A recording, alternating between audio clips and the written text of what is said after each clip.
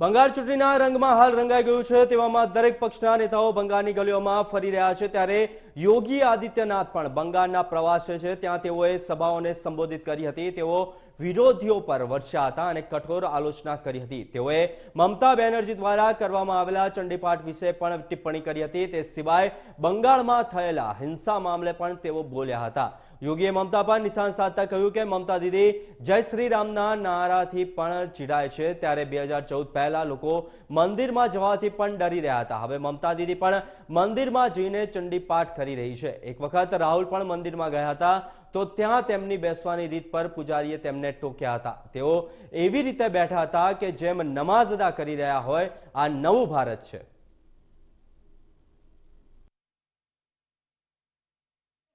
जनता party Bengal की आवश्यकता है और बंगाल की धरती पर भारतीय जनता पार्टी की सरकार आनी चाहिए। विधानसभा चुनाव में यही हम सबको तय करना है। भाइयों बहनों, हम सब जानते हैं भारतीय जनता पार्टी जो कहती है वो करके दिखाती है। ममता दीदी जय श्री राम के नारे से बहुत चिढ़ती है और जब मैं यहां पे आया तो मेरा अभिवादन जय श्री राम कहकर के सभी लोगों ने किया।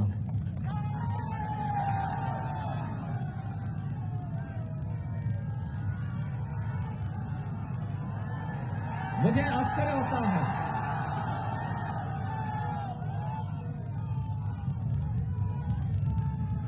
वैसे एक परिवर्तन तो हुआ है।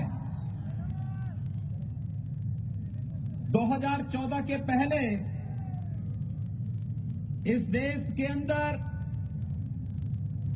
एक ऐसी पीढ़ी, एक ऐसी नस्ल पैदा हो गई थी बड़ी संख्या में, जो मंदिरों में जाने को ये मानते थे कि उनके सेकुलरिज्म इससे खतरे में पड़ जाएगा। लेकिन आज मैं देख रहा हूं ममता दीदी भी अब मंदिर में जाकर के चंडी पाठ कर रही है। ये परिवर्तन है ना, यह है नया भारत।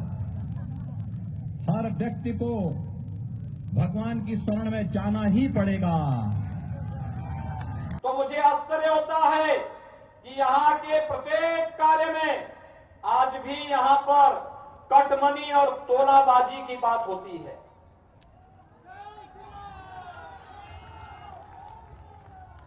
ये तोलाबाजी और कटमनी ये कांग्रेस, कम्युनिस्ट और टीएमसी तीनों के संस्कार का हिस्सा है। ये तीनों इसके साथ जुड़े हुए हैं, तोलाबाजी में भी और कटमनी में भी। मोदी जी ने डीबीटी की बात की कि गरीब का पैसा गरीब के खाते में सीधे जाए, इसके लिए जनधन अकाउंट होना चाहिए। बंगाल के अंदर दीदी ने वह भी नहीं खोलने दिया, क्योंकि अगर पैसा सीधे गरीब के खाते में जाने लग जाएगा तो भाइयों बहनों टीएमसी के गुंडों की दुकानदारी बंद हो जाएगी। टीएमसी के लोग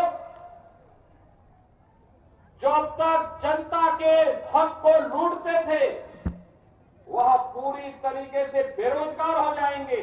जब मुझे कार्यकर्ताओं ने कहा कि यहां तो अभी सभा में भीड़ ही नहीं हो पाएगी, मैंने कहा चिंता मत करिए, मेरे पहुंचते ही भारतीय जनता पार्टी का बहादुर कार्यकर्ता सारे बंधनों को तोड़ करके सभा स्थल पर पहुंचेगा और आज एक बार फिर से आपने साबित कर दिया है हर प्रकार के अन्याय और अत्याचार के खिलाफ आप लोग लड़ते हुए अपनी मंजिल को प्राप्त करेंगे, इसमें कोई संदेह नहीं होना चाहिए। बंगाल को टीएमसी, कांग्रेस और कम्युनिस्टों की गुंडागर्दी का अड्डा नहीं बनने देना है और इसके लिए हमें एक बार फिर से अंगड़ाई लेनी पड़ेगी। आज बंगाल जो अध्यात्म और सांस्कृतिक राष्ट्रवाद की धरती रही है, आज इस बंगाल की धरती पर ममता दीदी के नेतृत्व में चल रही टीएमसी की सरकार जय श्री राम के बोलने पर प्रतिबंध लगाती है। उन्हें नहीं मालूम, अभी मैं पुरुलिया में था, पुरुलिया में मुझे बताया गया कि पुरुलिया और उसके आसपास के क्षेत्र में जो पहाड़ी है उसका नाम ही अयोध्या हिल है। और कहते हैं मर्यादा पुरुषोत्तम भगवान श्री राम माता सीता के साथ एक दिन उस पहाड़ी में रुके थे। ये स्मृतियां हजारों वर्षों के बाद भी हमारे सामने है। इसका मतलब राम को हमारे जीवन से कोई अलग नहीं कर सकता है। जो भी राम से हमें अलग करने का प्रयास करेगा उसे सत्ता से वंचित होना पड़ेगा। और ममता दी ने तय कर लिया है कि अब बंगाल की जनता ने बर्दाश्त नहीं करेगी जब उन्होंने राम का विरोध करना प्रारंभ कर दिया है।